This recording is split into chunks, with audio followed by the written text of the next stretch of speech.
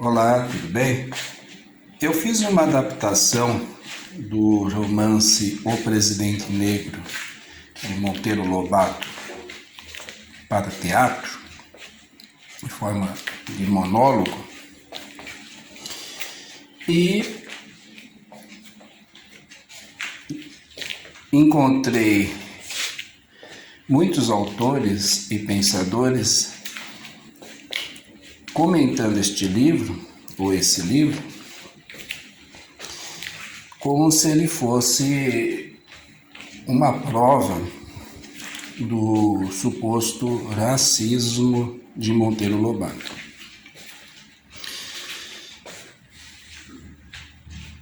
Em algumas passagens do livro, pode-se até chegar a essa conclusão, mas eu mesmo não tenho essa opinião.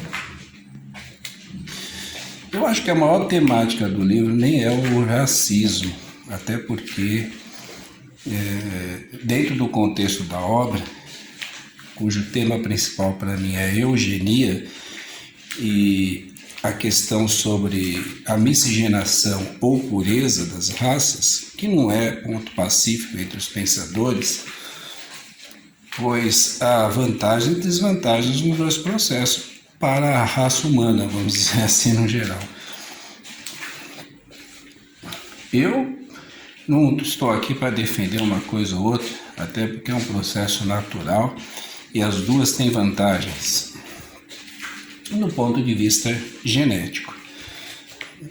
Doenças e tudo mais, que possa vir da genética.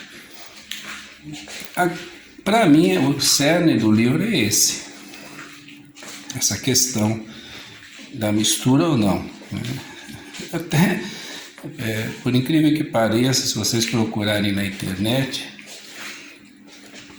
tem uma foto famosa onde um certo movimento negro estende uma faixa, se eu não me engano, na Avenida Paulista, em São Paulo, Brasil, com os dizeres seguintes: miscigenação é genocídio. Entendeu? E a personagem Miss Jane do livro, que para mim representa o próprio Estados Unidos, ela defende a raça pura, como se isso fosse possível, né? Se existe isso, né? De fato, a raça pura, vamos dizer que, né? Um povo, uma etnia que se manteve lá com características muito semelhantes, diferente do Brasil, diga-se de passagem, meio tipo, vamos citar um caso assim, mais notório, o Japão. Né?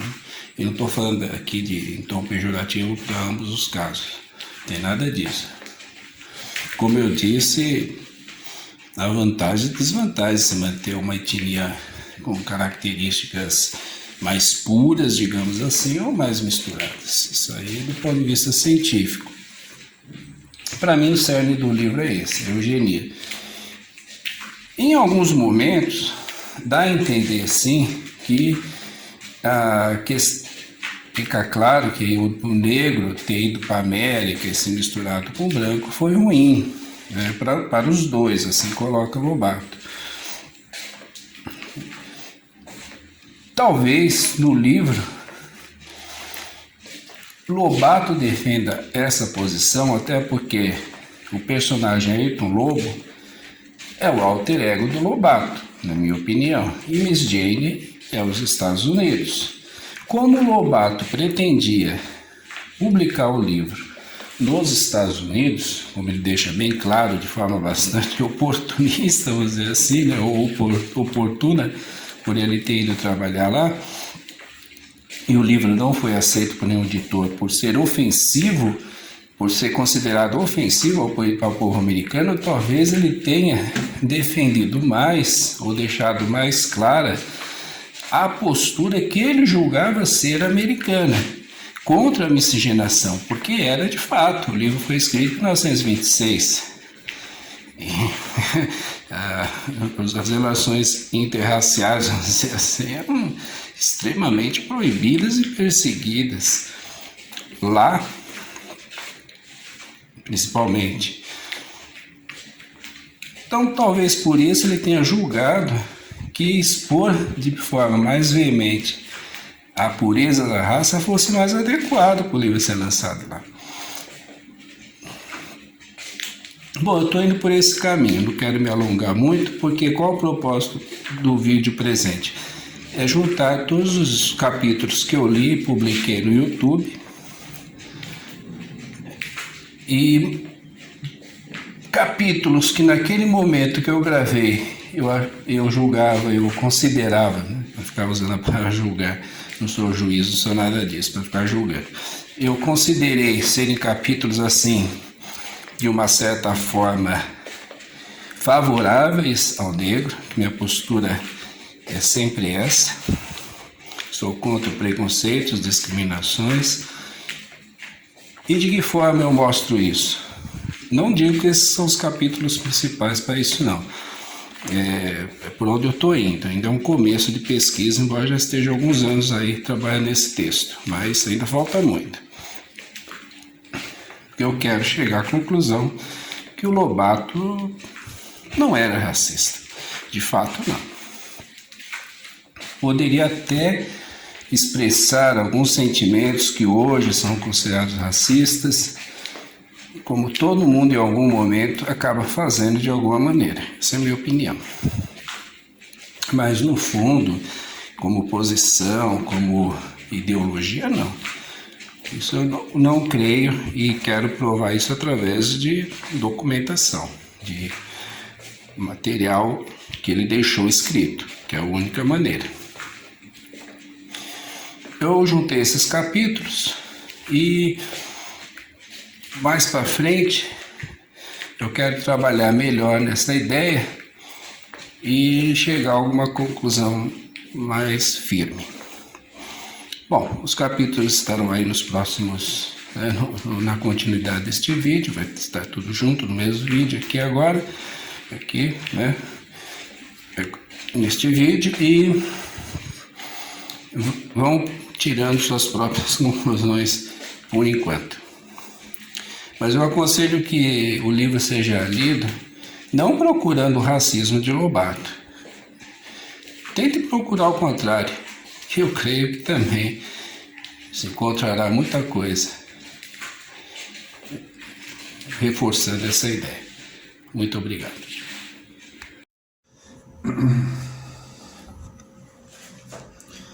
Que tristeza, Miss Jane, exclamei compungido. Pois vai dar-se isso então? Não vejo motivos para sua tristeza, respondeu ela. Acho até que a divisão do país constitui uma solução ótima, a melhor possível, dado o erro inicial da mistura das raças. A parte quente ficou a sofrer o erro e suas consequências, mas a parte temperada salvou-se e pôde seguir o caminho certo. A sua tristeza vem da ilusão territorial. Mas reflita que muita terra não é que faz a grandeza de um povo, e sim a qualidade de seus habitantes.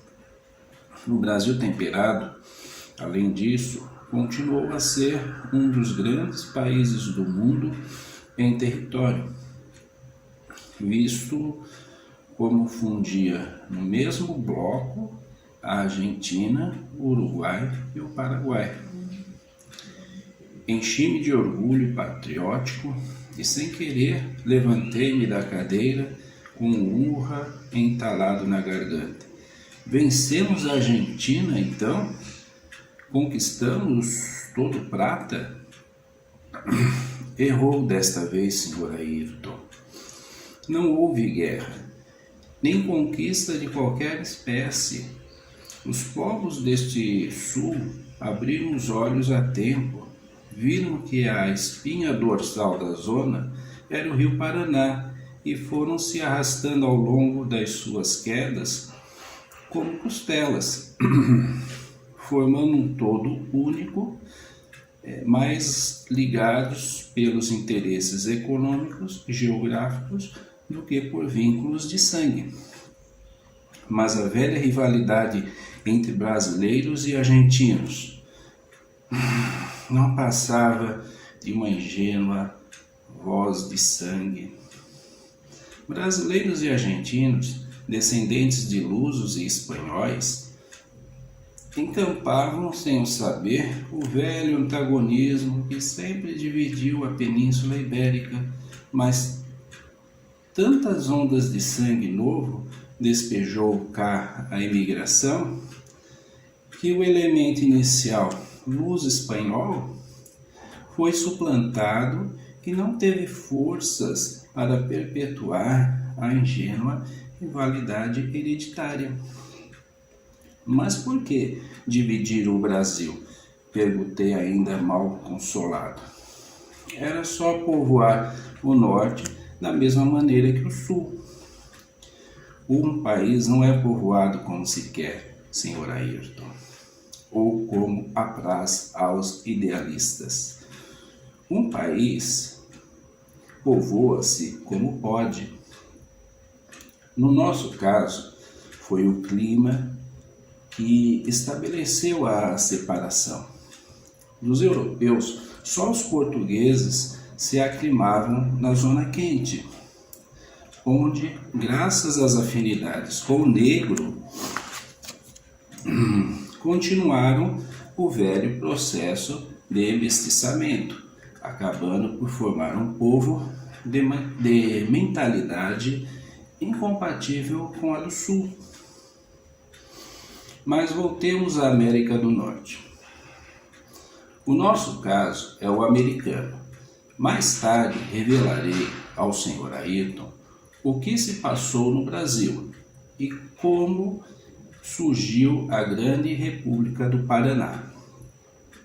Estávamos na Solução Branca e direi que todos os brancos americanos só queriam uma coisa: exportar, despejar os 100 milhões de negros americanos no Vale do Amazonas. Isso, entretanto, constituía uma empresa formidável, ou melhor, impraticável, não só em virtude de tremendas dificuldades materiais, como por ferir de face à Constituição americana. O pacto fundamental do grande povo era profundamente sábio, tão sábio que conseguira elevar a antiga colônia inglesa à liderança universal e pois gozava de um respeito, na verdade, supersticioso. Essa carta impedia uma duplicidade de tratamento para cidadãos iguais entre si, perante a sua serena majestade de lei substantiva. Já os negros se batiam por uma solução muito mais viável e justa. Queriam a divisão do país em duas partes, do sul para os negros e o norte para os brancos.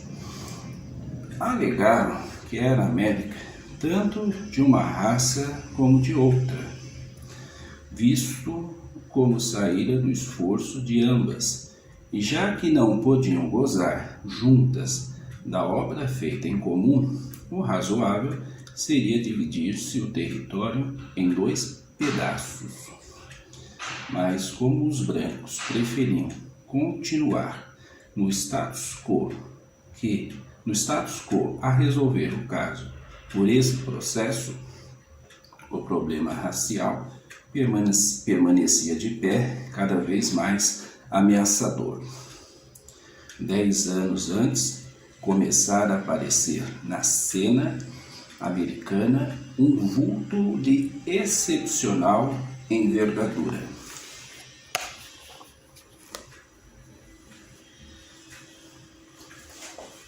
Jim Roy.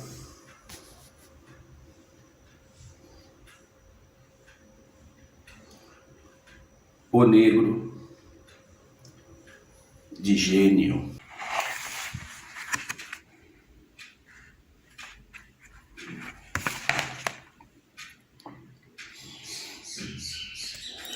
Capítulo 16. O Titã apresenta-se. Fora o pleito marcado para as 11 horas da manhã e duraria apenas 30 minutos, continuou Miss Jane. Em meia hora, o assombroso fenômeno de um bloco de 150 milhões de criaturas a imprimirem em símbolos numéricos sua vontade na fachada do Capitólio completar-se-ia de maneira perfeita. Jim Roy avisara aos seus agentes distritais de que só às 10 da manhã revelaria o nome do candidato em que os negros tinham de votar. Esses agentes, por sua vez, radiariam aos eleitores das respectivas zonas a esperada senha. Às 9h30, Jim recolheu-se à sua sala de trabalho no Palácio da Associação Negra e fechou-se por dentro. Apesar da solidez dos seus nervos, o líder cavilava. Às 9h45, aproximou-se da janela e correu os olhos pelo casario de Washington. O panorama que viu, entretanto, não foi da cidade. Descortinou todo o lúgubre passado da raça infeliz. Viu muito longe, esfumado pela bruma dos séculos, o humilde kraal africano visado pelo feroz negreiro branco que em frágeis brigues vinha por cima das ondas, qual espuma venenosa do oceano. Viu o assalto, a chacina dos moradores nus, o sangue a correr, o incêndio a engolir as palhoças. Depois o saque, o apresamento dos homens pálidos e das mulheres, a algema que lhes garroteava os pulsos, a canga que os metia 2 a 2 em comboios sinistros tocados a relho para a costa. Viu como goelas escuras abrirem-se os porões dos brigues para tragar a dolorosa carne do eito e recordou o interminável suplício da travessia. Carga humana, coisa, fardos de couro negro com carne vermelha por dentro, a fome, a sede, a doença, a escuridão, por sobre as cabeças da carga humana, um tabuado. Por cima do tabuado, rumores de vozes, eram os brancos. Branco queria dizer uma coisa só: crueldade fria. Viu depois o desembarque, terra, árvores, sol, não mais como em África. Nada deles agora, nem a terra, nem as árvores, nem o sol.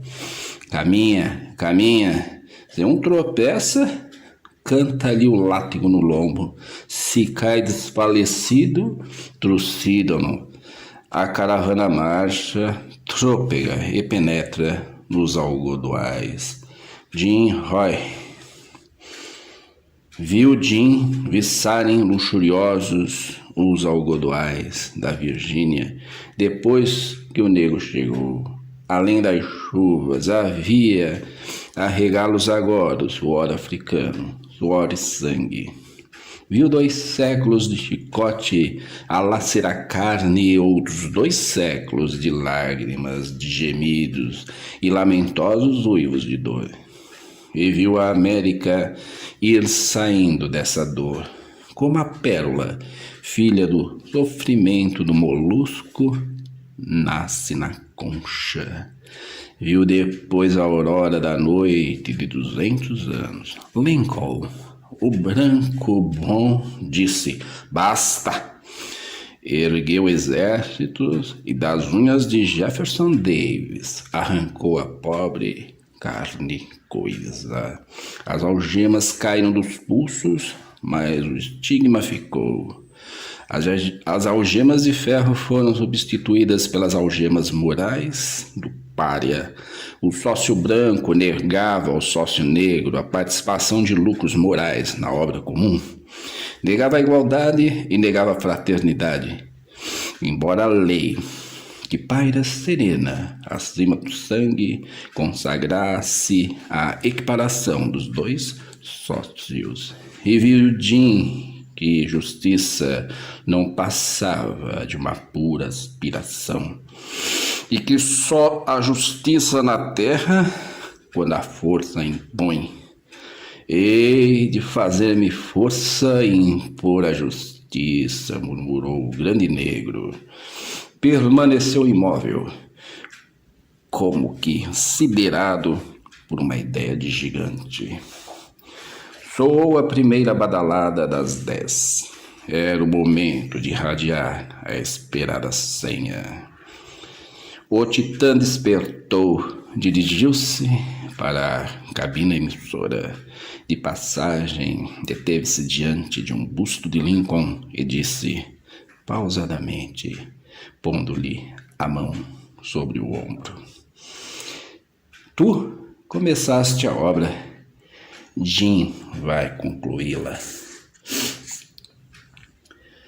Penetrou na cabina, vacilou um instante em face do aparelho que lhe ia veicular a vontade, contraiu os músculos num sorriso de senegalês descorticado e pronunciou finalmente em voz segura a palavra secreta que até ali escondera. O candidato da raça negra é Jim Roy.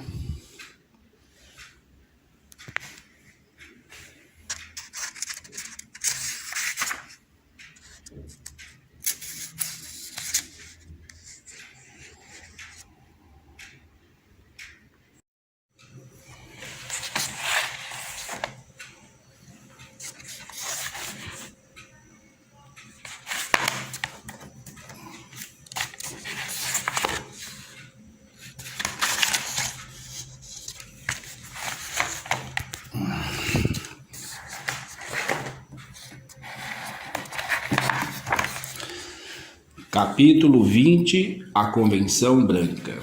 Desta vez, não tive paciência de esperar novo domingo. Havia um feriado no meio da semana e aproveitei-o para voar ao castelo antes do almoço. Delicioso almoço. Figurei-me durante ele já marido da gentil hospedeira e dono do castelo. Cheguei a olhar com olhos de proprietário através das vidraças, onde se viam terras e mais terras ótimas para a cultura. Mas foi momentâneo meu deslize. Do fundo d'alma, eu só queria ser dono do coraçãozinho que palpitava no seio da castelã. Tomamos café na varanda e em seguida Miss Jane retomou o fio da história.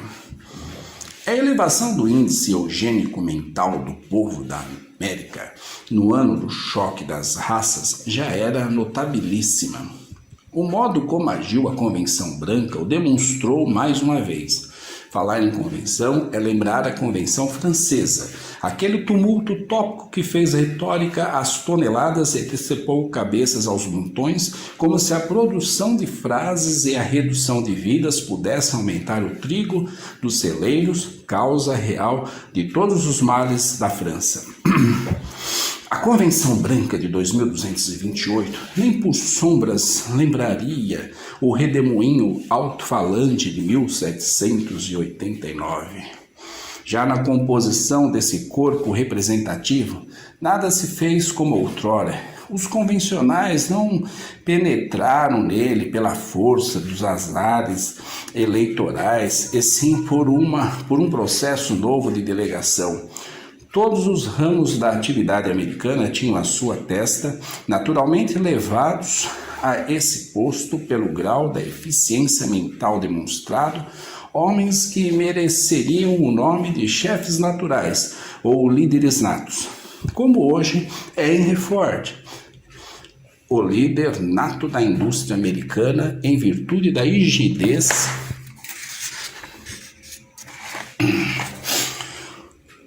universalmente reconhecida das suas ideias e realizações, assim naquele tempo cada ramo de atividade possui um líder natural, mantido nessa situação por consenso unânime.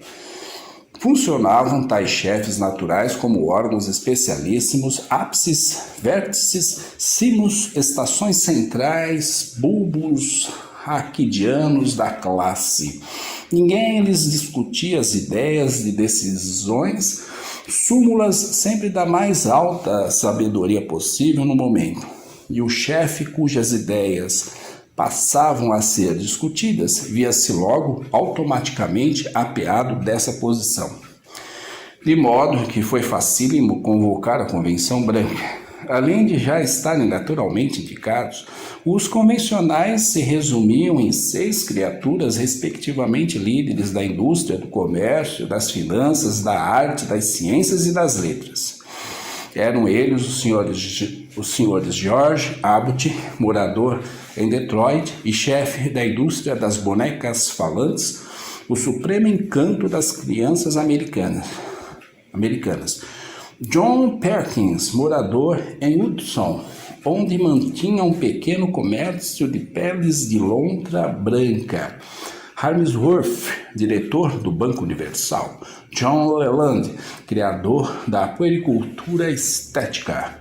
John Dudley, pai da cor número 8 e autor de 72 invenções. E, finalmente, Dorian Davis, poeta de um soneto único, sobre o qual se achava a América dividida em 2 imensos grupos, os que tinham como defeituoso o 4º verso e os que o tinham como uma forma de beleza só perceptível no futuro. O presidente Kellogg não encontrou dificuldades em reunir a convenção. Radiou uma sucinta mensagem na qual pedia a cada uma das classes sociais a indicação do seu representante para o exame do impasse criado pela vitória dos negros.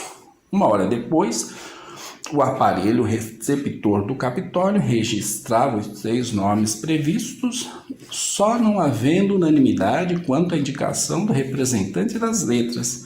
Os que consideravam defeituoso o 4º verso do soneto de Davis preferiram votar em branco.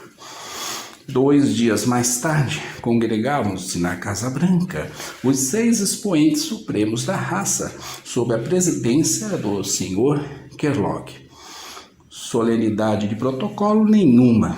Eram homens simples no trajar e nos modos, criaturas nada relembrativas dos figurões que se reúnem hoje em conferências internacionais, vestidos de soleníssimas sobrecasacas e com soleníssimos tubos de chaminé reluzentes nas cabeças, como se a plumagem dos perus influísse alguma coisa nas ideias dos perus. Sentaram-se os 6 expoentes e ouviram a breve exposição de motivos do chefe do Estado. Declarou esse que ocupava apenas um posto político e se viu numa emergência racial. Nada fizera nem faria antes que a Suprema Delegação da Raça definisse com rigor o caso e lhe estabelecesse um rumo. Como governo, executaria em seguida o veredictum altíssimo. Pediu, pois, aos presentes que lhe dessem as razões da raça.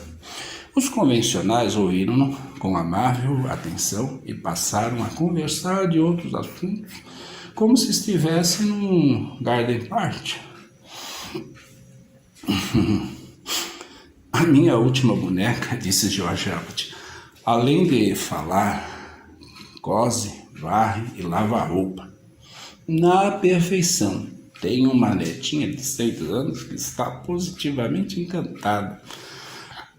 Ao lado dele, Harmsworth confessava que ainda não lera o soneto maravilhoso. Falta de tempo? Indagou Davis. Não, há em minha casa uma harmonia perfeita sobre o assunto e receio perturbá-la, adotando um ponto de vista discordante. Já Leland debatia com Dudley a possibilidade da cor número 9 e propunha um lindo nome para essa possível filha futura do espectro solar. A encasacada e encartolada gente de hoje parecerá estranho que homens de tal envergadura em um momento tão angustiante assim puerilmente se recreassem num congresso presidido pelo chefe da nação. É que os nossos medalhões, envenenados pela retórica e pelo atitudismo, não alcançam certas formas de ultra-beleza, nem compreendem certos segredos de ultrapsicologia, justamente porque era gravíssima a decisão que iam tomar. E na realidade decisiva para os destinos do gênero humano. Procuravam manter a serenidade de espírito com repousantes trocas de ideias gentis, enquanto nas profundas dos respectivos cérebros a sentença suprema se elaborava. Passados 15 minutos nesta recreação espiritual, John Leland ergueu-se e disse com grande calma, depois de grafar num papel meia dúzia de sinais.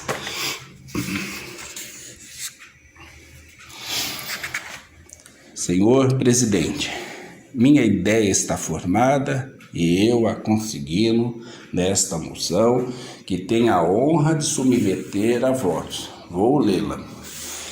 Fez no recinto um augusto silêncio. Se ainda houvesse moscas no ano 2228, poder-se-ia ouvir alguma voar na sala.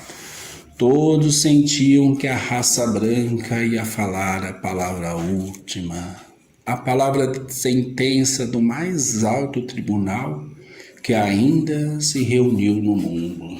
Leu Leland a sua moção sucinta e nítida como era de esperar.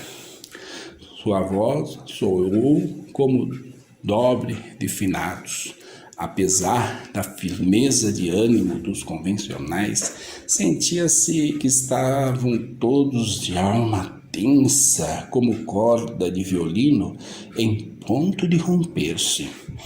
Fugira-lhes das faces o sangue, até o Sr. Kellogg, sempre rosado, parecia um vulto de cera. Quando o último eco da moção Leland morreu naquele ambiente de tumba, todas as cabeças se inclinaram para o peito e todos os olhos se fecharam. A raça branca elaborava o seu voto decisivo. Alguns minutos transcorreram assim. Ao cabo, o presidente Kellogg murmurou: "Está a votos a moção Leland."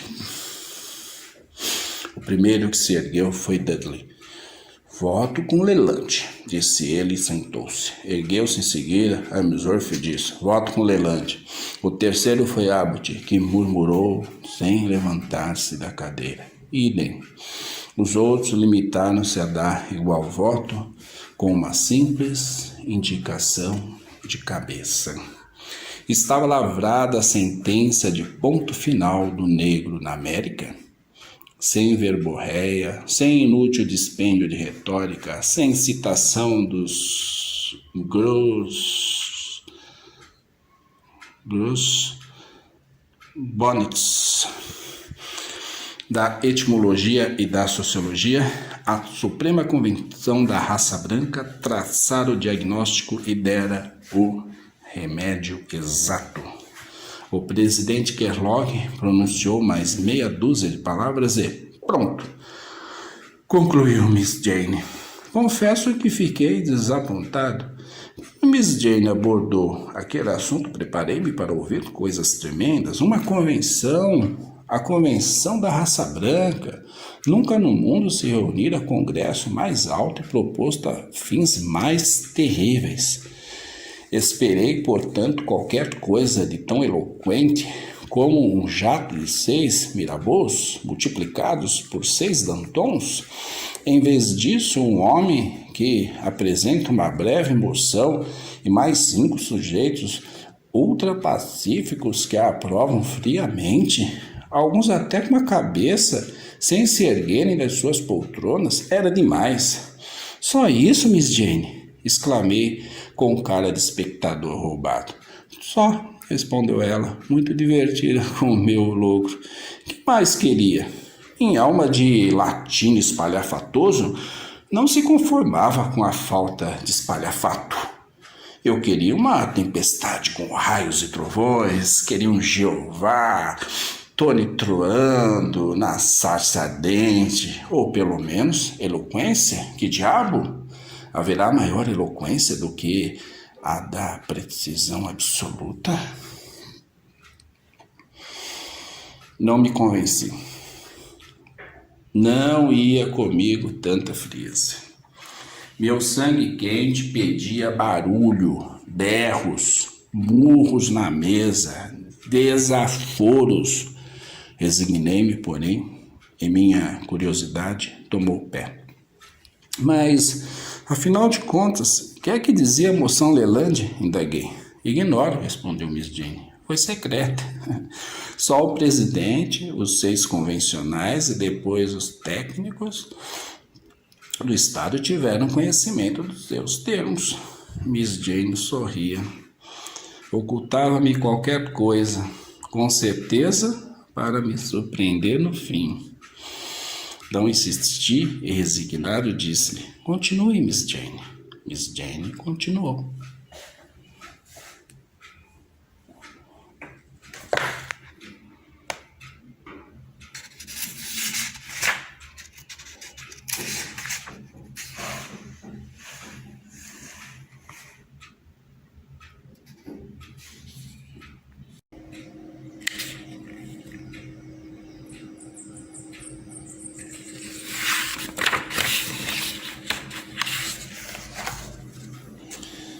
Capítulo 24. O beijo de Barrymore.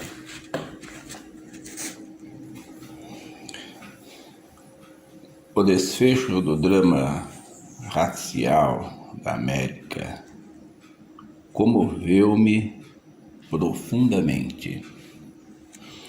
Não ter futuro, acabar,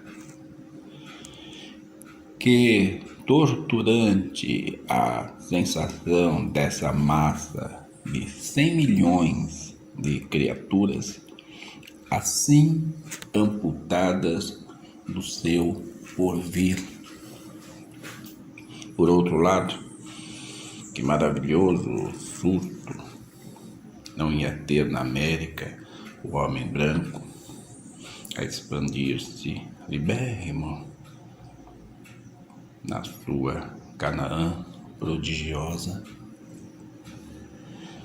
Se somos, se existimos, se apesar de todos os males da vida, tanto a ela nos apegamos, é que no íntimo do nosso ser a voz da persistência da espécie nos ampara. A meio da vida de cada criatura, já é a prole o que lhe dá coragem de a viver até o fim. O celibatário, ser que vale por triste ponto final, sente um corpo estranho no tumulto biológico, quase um amaldiçoado. Que dizer de um povo inteiro assim amputado da sua descendência?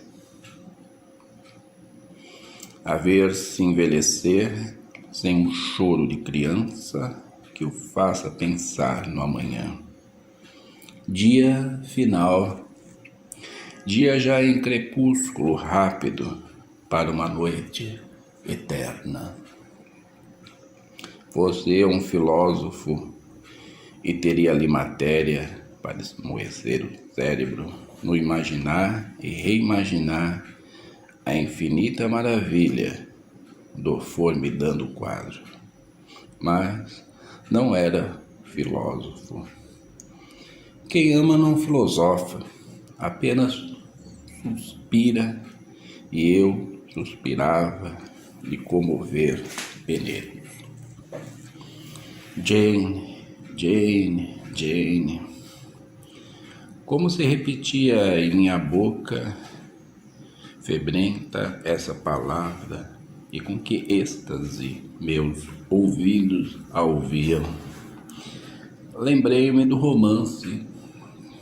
Senti que era talvez o caminho mais curto para alcançar o coração da filha do professor Benson. Lancei-me a ele. Comprei uma resma de papel e, com furiosa sofreguidão, fiz e refiz o primeiro capítulo. Entusiasmado com os períodos redondos e cantantes que me saíam da pena, burileio, qual soneto aprimoreio de todos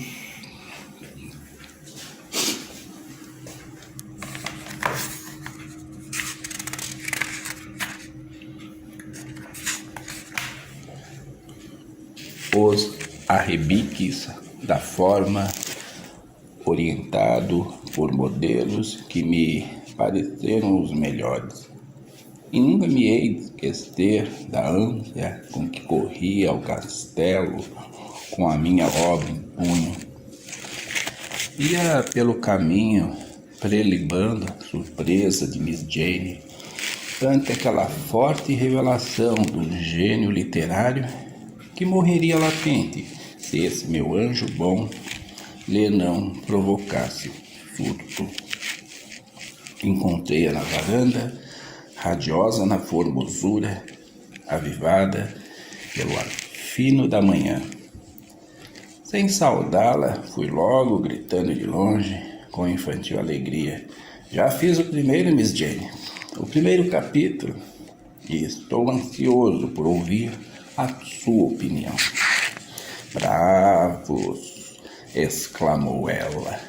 Não esperei que tão rapidamente pusesse mãos à obra. Abri o meu pacote de tiras em belo cursivo e entreguei-lhes com quem a sua dama entrega a mais preciosa das gemas. Impossível que após sua leitura, Miss Jane não me desse o seu amor.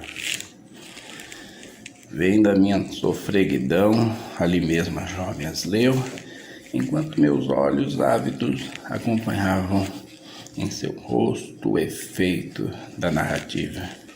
Mas, ai de mim, tudo saiu bem ao contrário do esperado.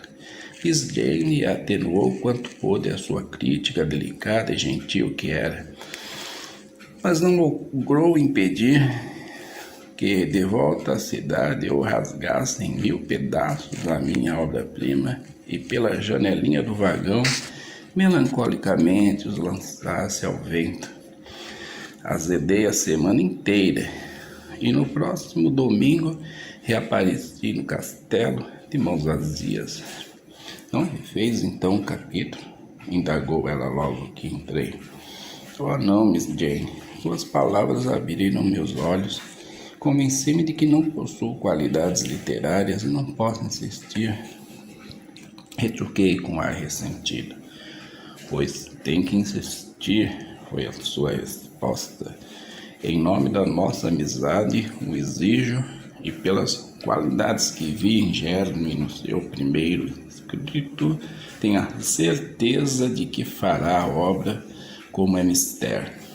Confesso, Miss Jane, que a sua apreciação do último domingo me desalentou e ainda permaneço sob essa impressão. Que vaidosos moços! Lembre-se de meu pai, quantas vezes fazia e refazia a mesma experiência com uma paciência de beneditino. Por isso venceu. Lembre-se do esforço incessante de Flaubert para atingir a luminosa clareza que só sabe a simplicidade dá, a ênfase, o empolado, o enfeite, o contorcido, o rebuscamento de expressões, tudo isso nada tem com a arte de escrever, porque é artifício, e o artifício é a cuscuta da arte. Puros maneirismos que em nada contribuem para o fim supremo, a clara e fácil expressão da ideia. Sim, Miss Jane, mas sem isso fica sem estilo. Que finura, sorriso temperado de meiguice aflorou nos lábios da minha amiga. Estilo, o senhor Ayrton só alterará quando perder em absoluto a preocupação de ter estilo. Que é então, afinal? Que é estilo, afinal? Estilo é... Eu ia responder de pronto, mas logo engasguei e assim ficaria se ela muito naturalmente não o definisse de gentil maneira. É o modo de ser de cada um. Estilo é como o rosto, cada qual possui o que Deus lhe deu. Procurar ter um certo estilo vale tanto como procurar ter uma certa cara. Sai máscara fatalmente. Essa horrível coisa que é a máscara. Mas o meu modo natural de ser não tem cantos, Miss Jane. É bruto, grosseiro, inábil, ingênuo. Quer então que escreva desta maneira? Pois, certamente, seja como é, e tudo quanto lhe parece defeito, surgirá como qualidades, visto que será reflexo de coisa única que tem valor num artista, a personalidade. Refleti comigo uns instantes e disse por fim: está bem, Miss Jane, vou tentar mais uma vez. Vou escrever como sair, sem preocupação de espécie nenhuma, nem de gramática, e verá que horror. Isso, exclamou ela encantada. Acertou. Isso é que é escrever bem.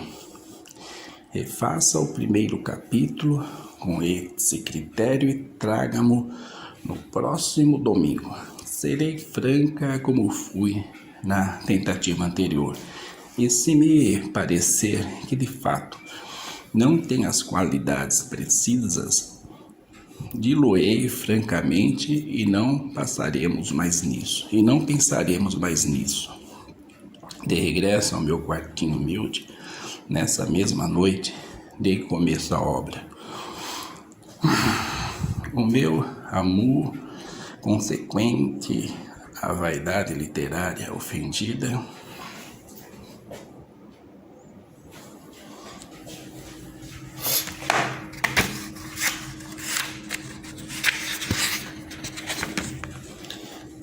ainda não passara de todo e resolvi escrever mal de um jato com a intenção deliberada de desapontar Miss Jane.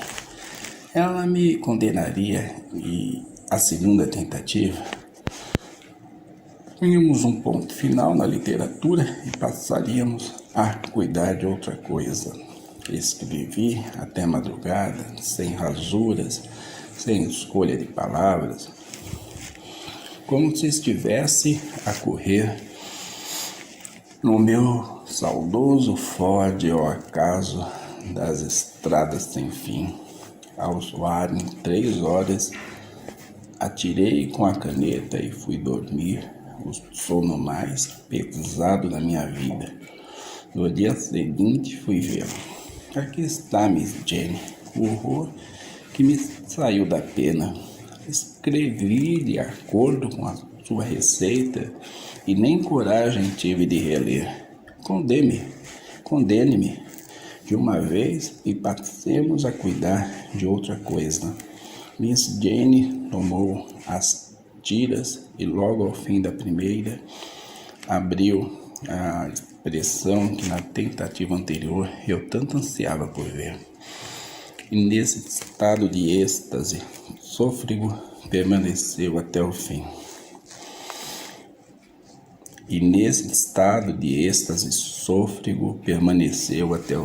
Ótimo!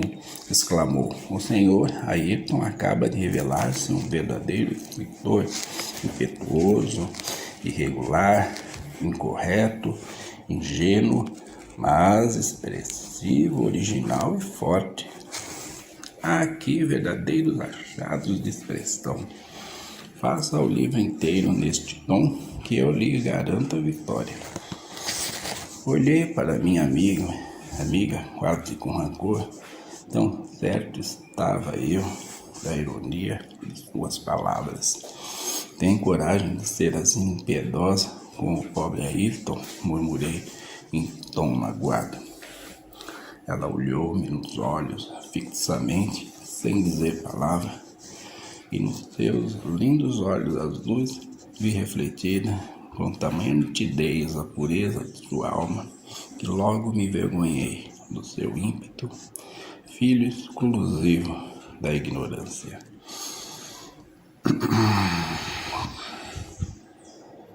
Não, meu amigo, disse-me por fim, tão incapaz de ironia. O que acabo de dizer é a fiel expressão do meu pensamento. Estas páginas estão cheias de defeitos, mas dos defeitos naturais ao primeiro jato de toda obra sincera e espontânea. São as rebarbas que, com a lima, o fundidor suprime. Mas noto defeitos que a lima tira. Não noto nenhum vício literário e por isso considero ótimo o começo do seu romance. Faça-o todo nesse tom e fará a obra que imagino. O trabalho de rebarba, deixe-o comigo. Sou mulher e paciente. Deixe-me o menos e faça o mais.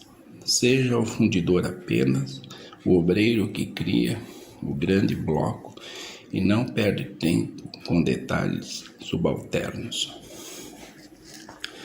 Calaram fundo no meu coração aquelas palavras. Vi nelas um interesse mais de amorosa do que de simples amiga. De amorosa que o é sem o saber. Imergida que sempre vivera em suas visões do futuro. Sempre presa da mais intensa atividade cerebral, Miss Jane ignorava-se. Olhei-a com o coração nos olhos.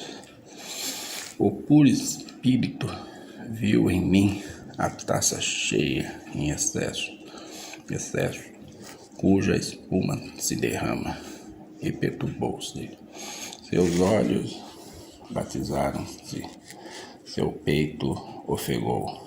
Era o céu. Atirei-me como quem se atira à vida e esmaguei-lhe nos lábios o beijo sem fim de John Barrymore.